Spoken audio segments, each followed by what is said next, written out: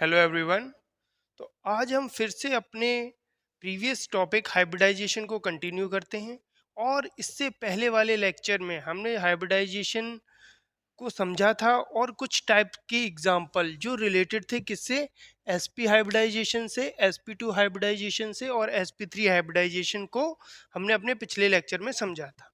तो हमने SP hybridisation की जो ज्योमेट्री, एक बार मैं फिर से आपको रिकॉल करा देता हूँ कि हाइब्रिडाइजेशन से हम किसी भी मॉलिक्यूल की ज्योमेट्री को एक्सप्लेन करते हैं और देखते हैं कि उनके बीच में कैसे बॉन्डिंग हुई, ठीक है, कौन से ऑर्बिटल मिक्स हुए। इससे पहले हमने ये भी देखा था कि जो हाइब्रिडाइजेशन है वो एक कैसा फिनोमेना है, मिक्सिंग फिनोमेना है। इसमें एटॉमिक ऑर्बिटल मिक्स होके same number of hybrid orbital form करते हैं, ठीक।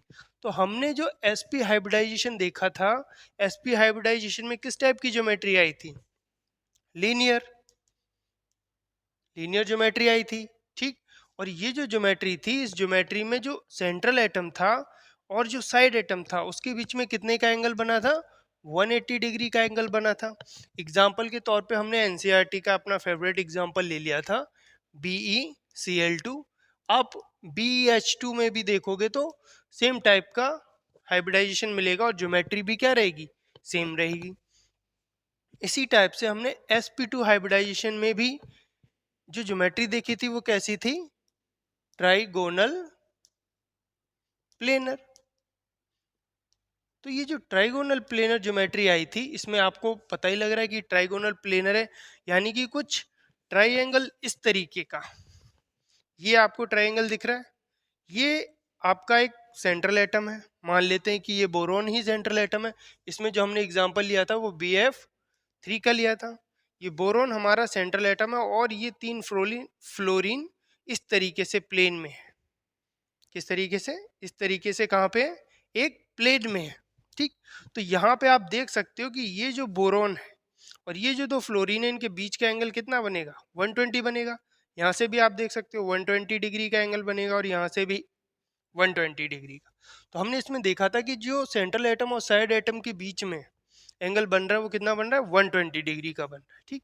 ऐसे ही हमने sp3 हाइब्रिडाइजेशन को समझा था और इसमें हमने ज्योमेट्री पाई थी वो किस तरीके की थी, टेट्राहेड्रल। तो ये जो टेट्राहेड्रल ज्योमेट्री थी, इसमें जब हमने देखा था बॉन्ड एंगल वो कितने का था, 109.5 मिनट्स का। और एग्जाम्पल क्या देखा था हमने, CH4। तो ये CH4 मॉलिक्यूल ही था जिसकी वजह से हमें पूरा हाइब्रिडाइजेशन पढ़ना पड़ा था, क्योंकि बीबीटी थ्योरी CH4 के स्ट्रक्चर या हम कहें बॉन्डिंग को एक्सप्लेन नहीं कर पा रही थी, ठीक। तो इसको एक्सप्लेन करने के लिए हमें हाइब्रिडाइजेशन की जरूरत पड़ी और ये कुछ 3 टाइप के हाइब्रिडाइजेशन हम एक्सप्लेन कर चुके थे अपने हाइब्रिडाइजेशन पार्ट 1 में।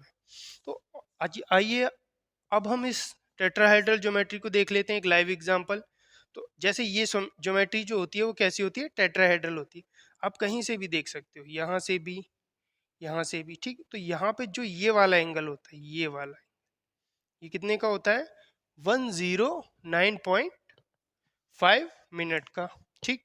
तो ये देख चुके थे हम। आइए अब हम समझते हैं किसको, sp3d हाइब्रिडाइजेशन को। तो ये समझेंगे हम एक एग्जाम्पल से। तो हमने माना कि हमारे पास कौन सा है, PCl5 एक मॉलिक्यूल है जो कि डायरेक्ट एनसीईआरटी से लिया गया है, ठीक। तो इसमें जो P है हमारा फॉस्फोरस, ये कुछ हमारा सेंट्रल एटम है।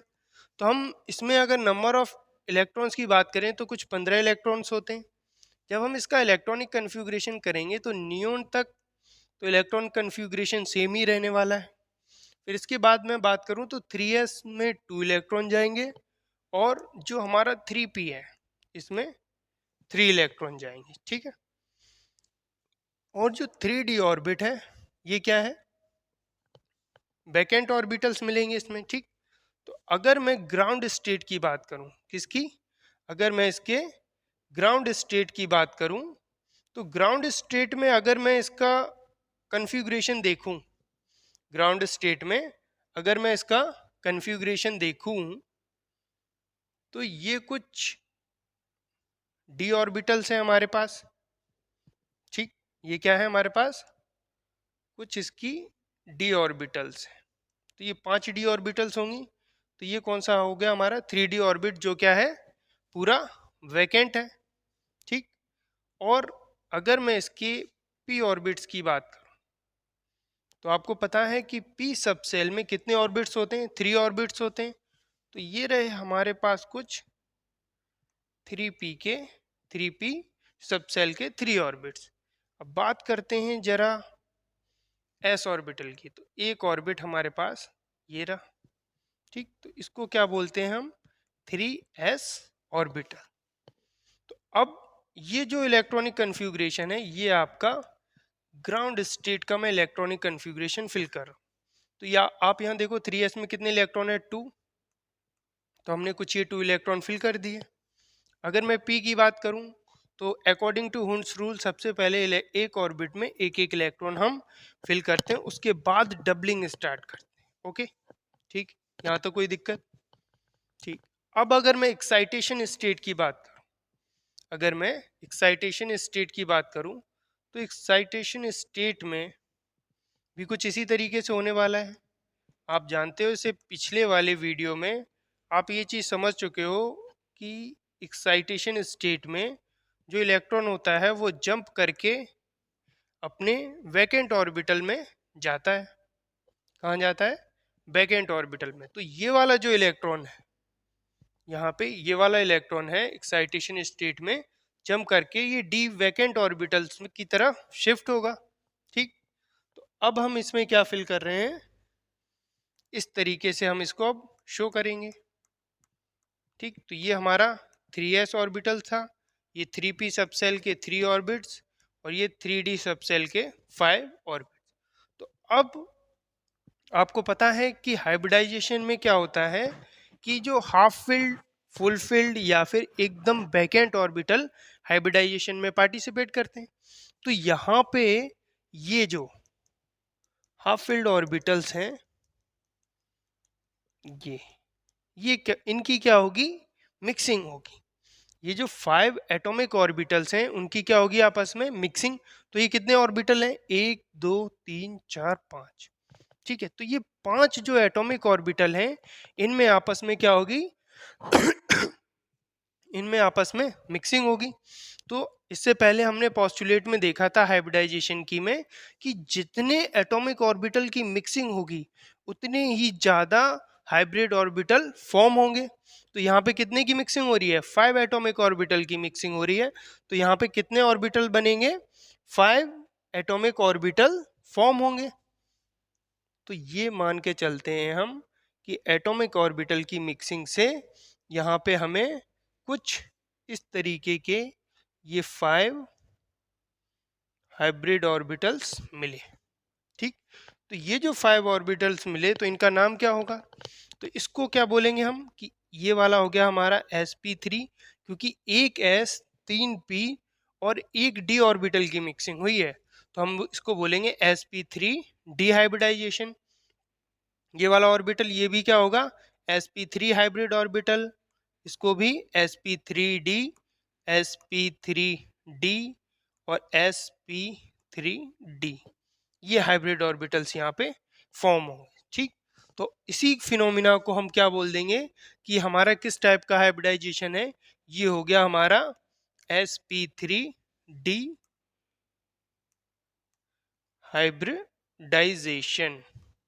ये हो गया हमारा sp3 हाइब्रिडाइजेशन। ठीक, तो अब ये जो 5 हमारे हाइब्रिड ऑर्बिटल बने हैं, तो यहाँ पे देख रहे हो कितने क्लोरीन है, 5 क्लोरीन है।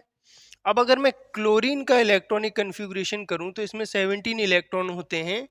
तो नियोन तक क्या हो गया, सेम ही हो गया। ठीक है, तो 3s में 2 और 3p में 5। तो ये जो p ऑर्बिटल्स है इसमें आपको पता ही है कि हमारे पास कितनी सब शेल्स होती हैं, 3 सब सेल्स होती हैं। तो अब एक सब सेल्स में 3 ऑर्बिट हैं, तो एक ऑर्बिट में क्या होंगे हमारे इलेक्ट्रॉन, पहले सिंगली ऑक्यूपाइड होंगे और टोटली 5 हैं। तो कुछ इस तरीके का इलेक्ट्रॉन कन्फिग्रेशन रहेगा। अब ये जो क्लोरीन का p ऑर्बिटल है ये वाला, ठीक, तो ये p ऑर्बिटल क्या करेगा, इन हाइब्रिड ऑर्बिटल से बॉन्डिंग करेगा। ठीक, तो यहाँ पे अगर मैं लिखूं तो ये जो क्लोरीन का एक पी ऑर्बिटल है, क्या है, ये जो एक पी ऑर्बिटल है इसमें क्या होगी, आपस में कुछ बॉन्डिंग होगी इस तरीके से, ठीक, इस तरीके से क्या होगी, बॉन्डिंग होगी। तो अब ये बॉन्डिंग होगी तो कुछ मॉलिक्यूल का एक पर्टिकुलर ज्योमेट्री बनेगी। तो आइए देखते हैं वो ज्योमेट्री कौन सी बनती है। ठीक है, तो ये रहा हमारा एक फॉस्फोरस। अब इससे जो ये 5 हाइब्रिड ऑर्बिटल बने हैं, इन हाइब्रिड ऑर्बिटल में क्लोरीन के इस वैकेंट पी या की बोल सकते हो आप हाफ फिल्ड ऑर्बिटल ने इसके साथ क्या की, ओवरलैपिंग की। ठीक, तो ये इसमें किस तरह की ज्योमेट्री बनती है, तो एक जो क्लोरीन है वो इस तरीके से, इस तरीके से, तो ये वाला जो क्लोरीन है, ये सारे क्लोरीन क्या रहते हैं, एक प्लेन में रहते हैं। कहाँ पे रहते हैं, एक प्लेन में, और दो क्लोरीन इस पोजीशन पे रहते हैं। ठीक है, तो इस ज्योमेट्री को हम क्या बोलते हैं, अब आप समझ सकते हो इस क्लोरीन को हम क्या बोलते हैं, ट्राइगोनल। ठीक है, क्या बोलते हैं, ट्राइगोनल। देखो एक ये ट्राइंगल बन रहा है तो इसकी वजह से क्या आ गया, ट्राइगोनल बाई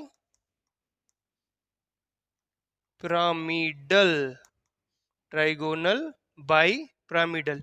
क्योंकि ये देखो ये ट्राइगोनल कहाँ पे बना है, प्लेन में। ये ट्राइगोनल कहाँ पे बना है, प्लेन में, और इसके ऊपर ये वाला जो बॉन्ड लेंथ है, ये बॉन्ड लेंथ है, ये इस प्लेन के क्या है, परपेंडिकुलर है। अगर मैं आपको केमिकल बॉल के मॉडल से समझाऊं तो ये कुछ इस तरीके का है। ये देखो ये क्या है, ये ट्राइगोनल है। ठीक, ये वाला अगर आपको दिख रहा हो क्लियर, तो ये ट्राइगोनल का है, इस तरीके से प्लेन में है। और ये वाली जो एक्सिस है, ठीक, यहाँ पे आप देख सकते हो ये प्लेन में, और ये वाली जो एक्सिस है वो कौन सी एक्सिस है, ये वाली, और यहाँ पे ये एक्सिस है ये वाली। तो अब चूंकि ये वाला एक ट्राइंगल जैसा दिख रहा है तो हम इसको क्या बोल देते हैं, ट्राइगोनल। अब जो ये ट्राइगोनल है, इससे यहाँ पे देखो तो आपने बहुत सारे पिरामिड तो देखे हैं।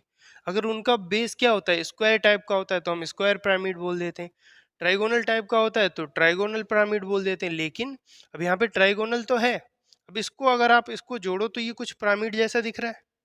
ठीक, अब ये पिरामिड जैसा दिख रहा है तो इसके नीचे वाले अगर इस मौलिक साइड एटम को आप जोड़ोगे और इस साइड एटम को जोड़ोगे तो ये भी कुछ एक पिरामिड जैसा ही दिख रहा है।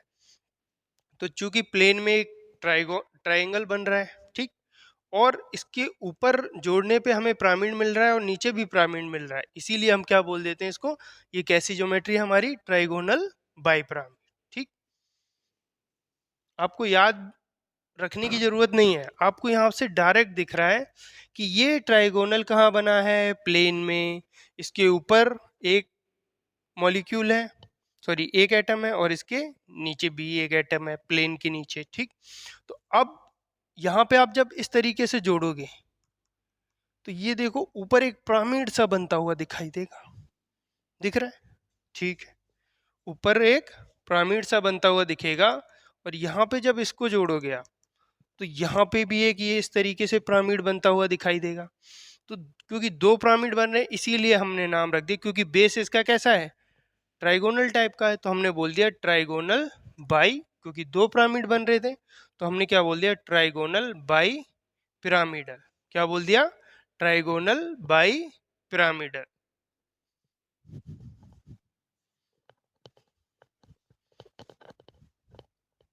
Trigonal bi pyramidal. ठीक, अब देख लेते हैं इसमें कुछ एंगल की बात कर लेते हैं। ठीक, अब क्या कुछ हम इसमें एंगल की बात करते हैं, क्योंकि एंगल भी पूछता है, नीट का एग्जाम हो चाहे जेई मेन का एग्जाम हो। ठीक है, तो अब देखो इस वाली पोजीशन को क्या नाम दिया जाता है, इस वाली पोजीशन को हम बोलते हैं एक्सियल पोजीशन। क्या बोलते हैं, एक्सियल पोजीशन। और ये जो प्लेन में क्लोरीन क्लोरीन एटम है इसको क्या बोलते हैं, इक्विटोरियल। क्या बोलते हैं, इक्विटोरियल पोजीशन। ठीक, तो आप देख सकते हो ये एक्सियल है, ये एक्सियल है। तो अगर मैं बात करूं यहाँ पे एक्सियल एंड एक्सियल, इसके बीच में कितने का एंगल दिख रहा है, ये 180 का दिख रहा है कुछ।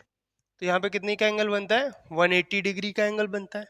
ठीक, और अब देखो ट्राइगोनल तो प्लेन में बन रहा है, इसके परपेंडिकुलर एक एटम है, तो इसके और इसके बीच में कितने का एंगल है, 90 डिग्री का। तो अगर मैं इसकी बात करूं, इसमें और इस क्लोरीन एटम में, तो यहाँ पे कितने का बनेगा, 90 डिग्री का। कितने का एंगल बनेगा, 90 डिग्री का एंगल बनेगा। ठीक है, तो एक तो एक्सियल एक्सियल में मिल गया, एक एक्सियल और इक्वेटोरियल में हो गया 90 डिग्री का। अगर मैं इक्वेटोरियल इक्वेटोरियल की बात करूं, तो क्योंकि यहाँ पे ट्राइगोनल बन रहा है, तो इक्वेटोरियल एंड इक्वेटोरियल के बीच में कितने का होगा, 120 डिग्री का एक एंगल बनेगा। ठीक है, तो यहाँ एक बार फिर से समझ लो, हमने sp3d हाइब्रिडाइजेशन को समझने के लिए PCl5 का मॉलिक्यूल का एग्जांपल लिया, एनसीईआरटी में आपको गिवन है, क्योंकि अगर आप जेई मेंस या नीट की तैयारी कर रहे हो तो ज़्यादातर क्वेश्चन एनसीईआरटी से ही रहते हैं, स्पेशली नीट के लिए। ठीक है, तो इसीलिए हमने PCl5 का एग्जांपल लिया। कुछ ये इलेक्ट्रॉनिक ग्राउंड स्टेट का इलेक्ट्रॉनिक कन्फिग्रेशन देखा, और उसके बाद हमने ये एक्साइटेड स्टेट का इलेक्ट्रॉनिक कन्फिग्रेशन देखा। तो हमें मिले कि 5 हमारे पास क्या है, हाफ फील्ड ऑर्बिटल है। तो आपको पता ही है हाइब्रिडाइजेशन में क्या होती है, मिक्सिंग होती है। तो ये जो मिक्सिंग हुई है, इससे हमें क्या मिले हैं, 5 हाइब्रिड ऑर्बिटल मिले हैं, जिनका एनर्जी लेवल, शेप क्या थी, सेम थी। ठीक है, अब ये जो क्लोरीन है, क्लोरीन के पास ये वाला जो एटम है, ये क्या है, हाफ फील्ड है।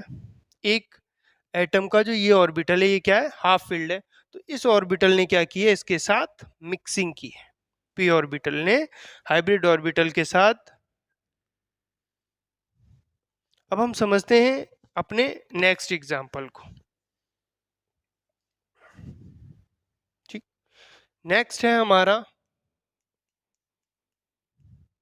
SF6। अगर मैं SF6 को देखूं, ठीक है, तो इसमें हमारा सेंट्रल एटम क्या है, सल्फर। तो आप जानते हो सल्फर का एटॉमिक नंबर कितना होता है, 16। अगर मैं इसका इलेक्ट्रॉनिक कन्फिग्रेशन देखूं, तो नियोन तक तो सेम ही हो गया, नियोन तक सेम ही हो गया। 3s में कितने इलेक्ट्रॉन जाएंगे, 2।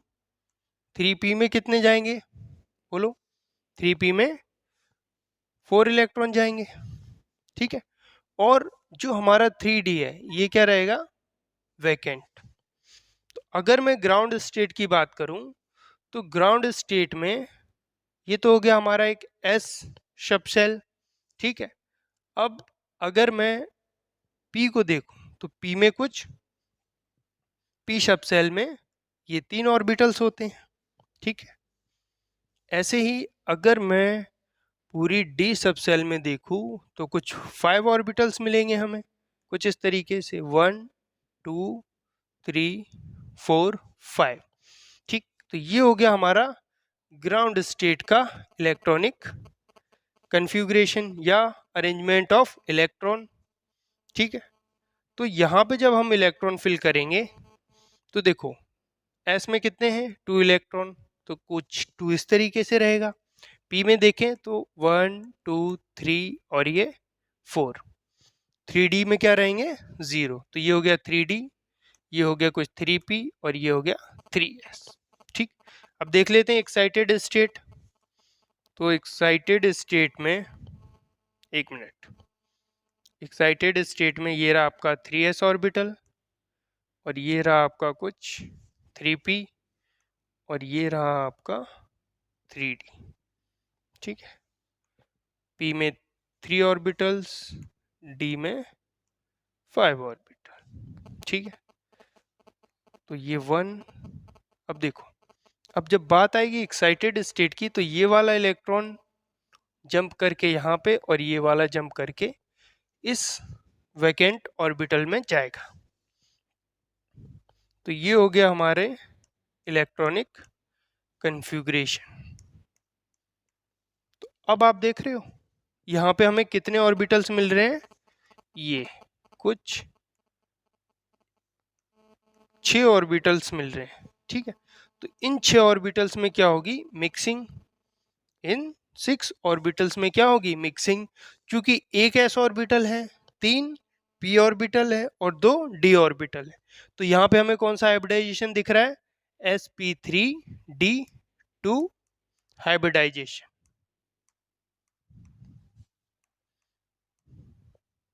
ठीक, sp3d2 हाइब्रिडाइजेशन दिख रहा है।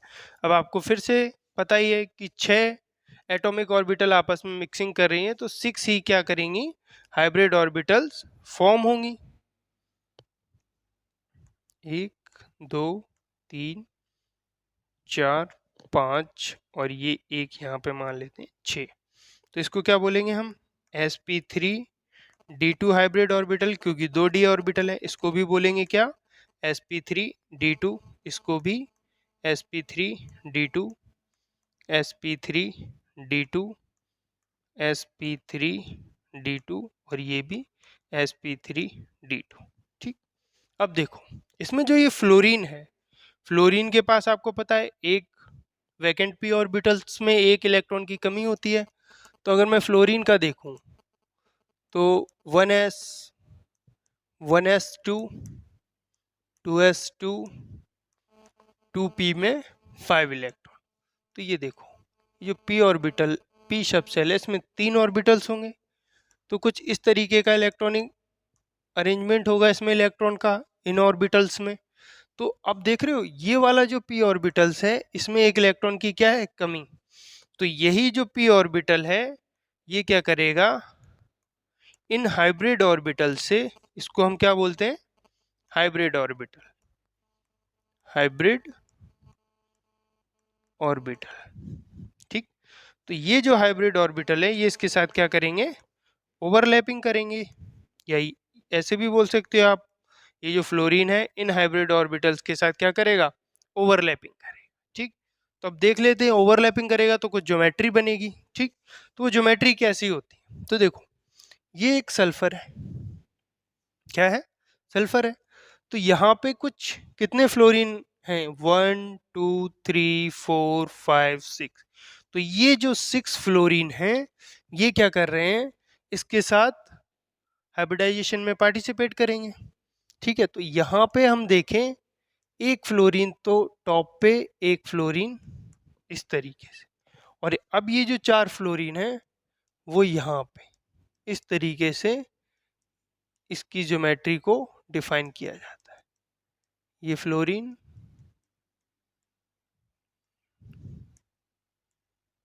इस तरीके। ठीक, तो ये आपको स्क्वायर बनता हुआ दिखाई दे रहा है। ये स्क्वायर कहाँ होगा, प्लेन में। इस पोजीशन को क्या बोलते हैं हम, एक्सियल पोजीशन। और ये वाली कौन सी है, इक्विटोरियल।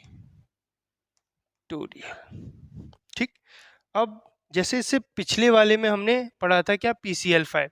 तो यहाँ पे क्या होती है, ये जो एक्सियल है इसकी बॉन्ड लेंथ ज़्यादा होती है किससे, इक्विटोरियल से। अगर मैं किसकी बात करूँ, बॉन्ड लेंथ की बात करूँ। ठीक है, ये मैं बताना भूल गया था, तो नोट कर लो आप। ठीक है, अब यहाँ पे आते हैं, तो ये जो एक्सियल पोजीशन है, अब चूंकि ये क्या, कैसी ज्योमेट्री बननी है, इस ज्योमेट्री को हम नाम देते हैं ऑक्टाहेड्रल। क्या नाम देते हैं, ऑक्टाहेड्रल, AL, ये A है। ठीक है, ऑक्टाहेड्रल। तो ये जो ऑक्टाहेड्रल ज्योमेट्री होती है, इसमें एक्सियल और इक्विटोरियल बॉन्ड लेंथ क्या होती है, सेम होती है। अगर मैं इसमें बॉन्ड लेंथ की बात करूं तो एक्सियल बराबर होती है किसके, इक्विटोरियल के। ठीक, और आपको दिख ही रहा होगा इसमें साफ साफ कि ये वाला जो बॉन्ड एंगल है ये कितने का है, 180 डिग्री का। एक्सियल और एक्सियल के बीच में जो बॉन्ड एंगल है वो 180 डिग्री का है। और ये, अब जैसे ये प्लेन होगा, इसके ऊपर ये बॉन्ड, तो इन दोनों के बीच में एक्सियल और इक्विटोरियल प्लेन में बन रहे हैं, इक्विटोरियल। तो एक्सियल और इक्विटोरियल के बीच में कितने का हो गया, 90 डिग्री का। ठीक है, अगर मैं इस स्ट्रक्चर ऑफ बॉल से समझाने की कोशिश करूं तो ये कुछ इस तरीके का रहने वाला है। एक मिनट,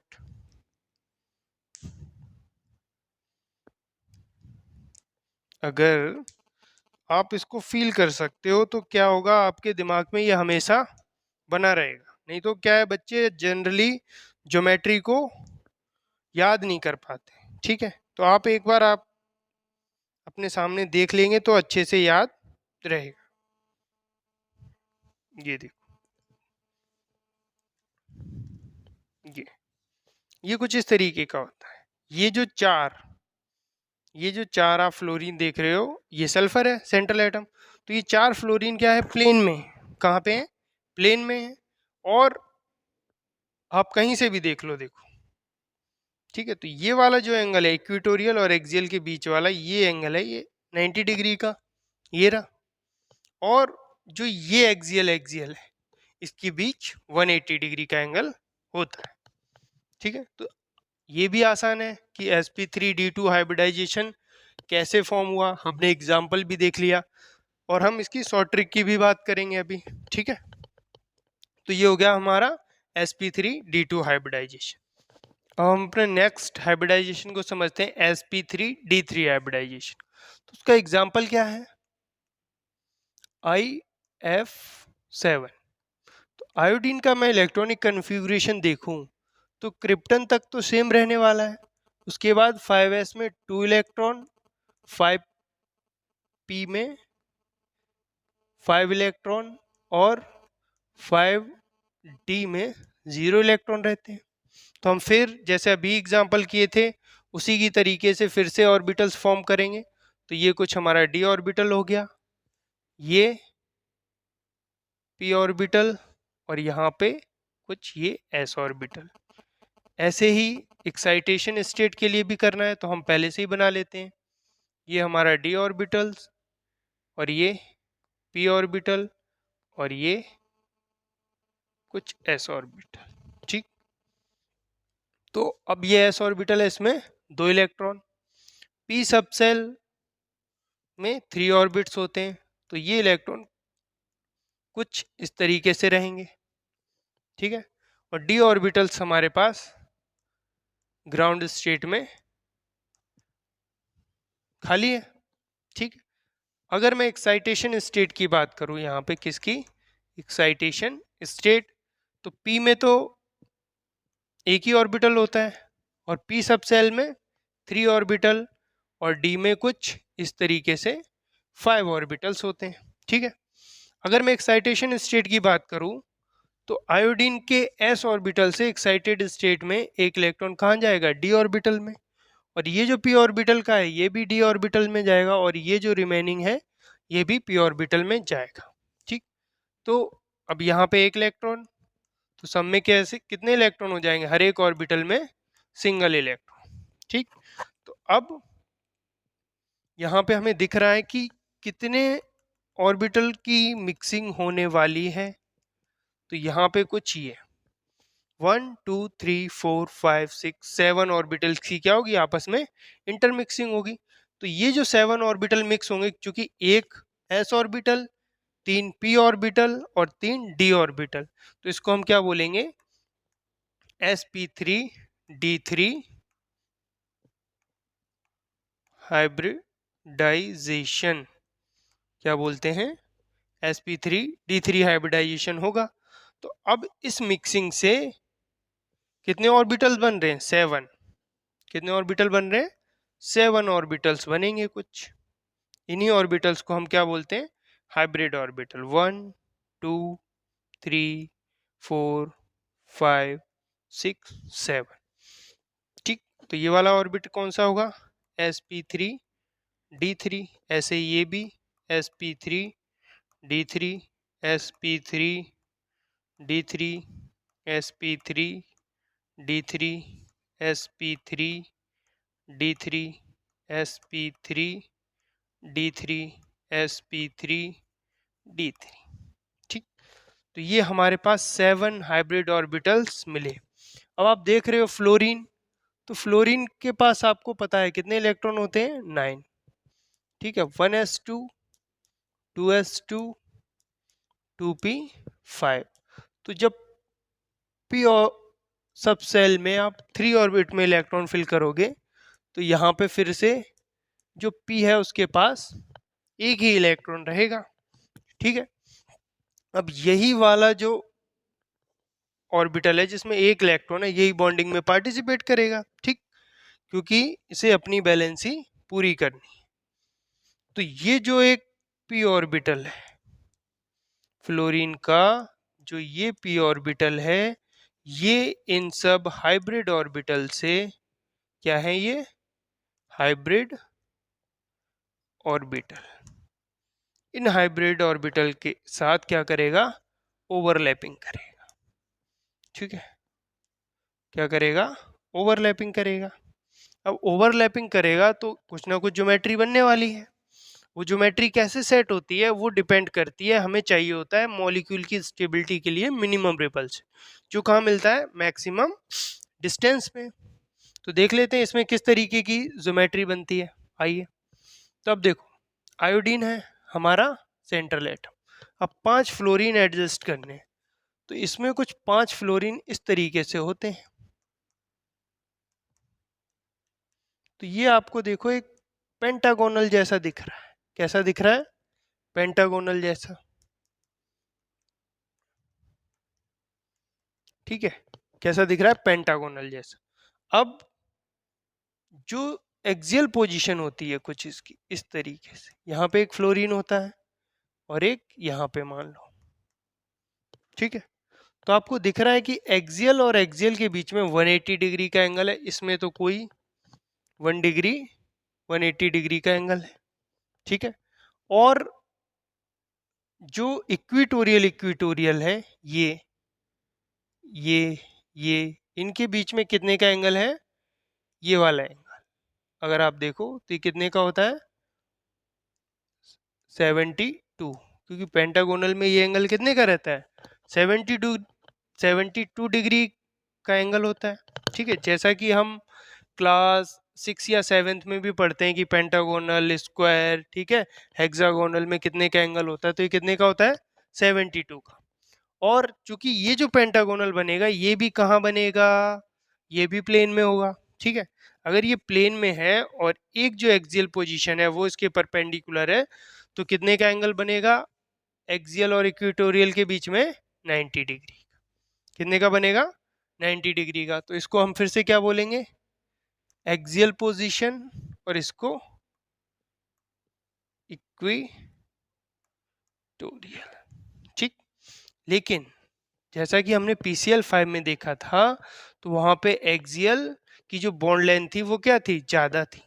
बट यहाँ पे क्या होता है, यहाँ पे इक्विटोरियल की बॉन्ड लेंथ ज्यादा होती है, किससे, एक्सियल से। ये किसका ऑर्डर है, बॉन्ड लेंथ का। ठीक है, तो यहाँ पे हमारा +11 यानी कि क्लास 11th का एक टॉपिक हाइब्रिडाइजेशन, जिसमें हमने sp hybridisation, sp2 hybridisation, sp3, sp3d, sp3d2 और ये sp3d3 हाइब्रिडाइजेशन को कवर किया। और कुछ इंपॉर्टेंट चीज़ें देखी, एक्सियल इक्वेटोरियल के बीच में एंगल और ज्योमेट्री को डिस्कस किया। अब इसी को हम अगर टेबल फॉर्म में लिखना चाहें, ठीक, तो ये आपके सामने एक पूरी टेबल बनी हुई है। एक आइए इसको भी देख लेते हैं एक बार।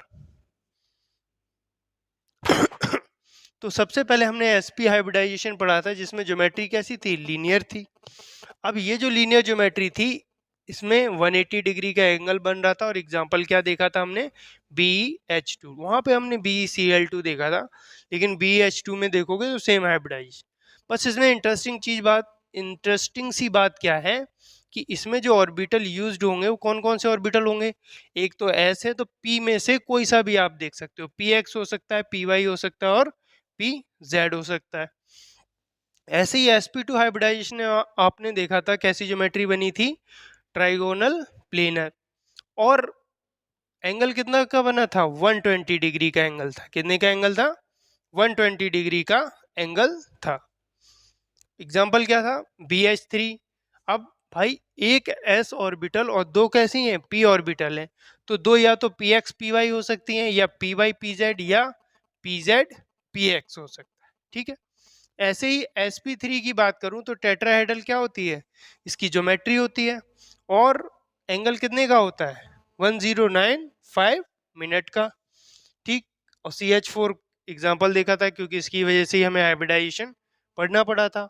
अब एक s और 3 p ऑर्बिटल, तो 3 ही ऑर्बिटल्स होती हैं p सब सेल में, तो तीनों के तीनों इसमें पार्टिसिपेट करती हैं। ऐसे ही अभी हमने sp3 पढ़ा था जिसमें ट्राइगोनल बाइपिरामिडल शेप आई थी। इक्वेटोरियल इक्वेटोरियल के बीच में 120 डिग्री का एंगल था क्योंकि वो ट्राइगोनल प्लेन में बन रहा था, और एक्सियल एक्सियल के बीच में 180 का था, वो सभी में था, ठीक है। और एक्सियल इक्वेटोरियल में 90 का था क्योंकि वो प्लेन और प्लेन के परपेंडिकुलर था। एक्सियल वाला, एक्सियल वाली पोजीशन प्लेन के परपेंडिकुलर थी, तो उसमें भी 90 डिग्री का ही बनेगा। एग्जाम्पल हमने PCl5 देखा था, ठीक। अब इसमें मेन इंपॉर्टेंट बात है, कौन सा डी ऑर्बिटल पार्टिसिपेट करता है? dz²। कौन सा करता है? dz², ठीक। ऐसे ही sp3d3 में देखे तो ऑक्टाहेड्रल, ठीक है। ऑक्टाहेड्रल में कितने का एंगल बना था? 90 और 180 डिग्री का। यहाँ पे बस याद रखना कि एक्सियल की जो बॉन्ड लेंथ थी वो इक्वेटोरियल से ज़्यादा थी। यहाँ पे क्या थी? एक्सियल की बराबर थी इक्वेटोरियल की। और यहाँ पे आप बात करोगे तो अभी आपको समझ में आएगा कि इक्वेटोरियल की क्या थी? ज़्यादा थी बॉन्ड लेंथ। यहाँ पे अभी हमने SF6 को डिस्कस किया था। यहाँ पे कौन से ऑर्बिटल पार्टिसिपेट कर रहे थे? S का तो एक ही होता है, P के ये तीनों, और D में dz² और dx², ये दोनों ऑर्बिटल पार्टिसिपेट कर रहे थे, ठीक है, हाइब्रिडाइजेशन में। ऐसे ही sp3d3 की बात करूं तो पेंटागोनल बाइपिरामिडल रहने वाला है। एक्सियल एक्सियल के बीच में 180 डिग्री का एंगल बनेगा, इक्वेटोरियल इक्वेटोरियल में 72 का, क्योंकि पेंटागोनल है वो प्लेन में रहने वाला है। ऐसे ही एक्सियल एंड इक्वेटोरियल का 90 डिग्री का एंगल बनेगा। एग्जाम्पल अभी यही डिस्कस किया था। इसमें ऑल s और p ऑर्बिटल सारे ही रहेंगे, और d में ये वाले तीनों ऑर्बिटल पार्टिसिपेट करते हैं। तो ये चार्ट आप अच्छे से बना लो, जो आपकी स्टडी टेबल हो वहाँ पे इस चार्ट को चिपकाओ, क्योंकि ये ज्योमेट्री आपको पता होनी चाहिए, ठीक है। नीट या जेईई मेंस में पूछेगा। अगर आप टॉपिक क्या करोगे, समझ के पढ़ोगे, तो ये आपको समझ में आ जाएगी कि ये ट्राइगोनल बाइपिरामिडल कब बनेगा और कैसा होता है शेप, क्योंकि दिमाग में पिक्चर रहेगी तो एग्जाम टाइम में आप आसानी से रिकॉल कर सकते हो, ठीक है। अब हम इसकी कुछ ट्रिक भी देखेंगे, वो हम सोचते हैं कि नेक्स्ट लेक्चर में देखेंगे, नहीं तो वीडियो काफ़ी बड़ा हो जाएगा, और फिर बड़ा वीडियो हो जाएगा तो आपको काफ़ी बोरिंग लगेगा। तो नेक्स्ट लेक्चर में हम कुछ एक्सेप्शन टाइप के हाइब्रिडाइजेशन देखेंगे और ढेर सारे क्वेश्चन करने वाले, ठीक है। तो आप जुड़े रहिए हमारे साथ, और चीज़ों को कैसे आसान तरीके से पढ़ना है, ठीक है, वो सीखते रहिए, क्योंकि वो main important I think main important चीज़ है कि चीज़ों को कैसे आसान तरीके से पढ़ना है, क्योंकि एग्ज़ाम टाइम तक आपके पास बहुत ज़्यादा सिलेबस होने वाला है।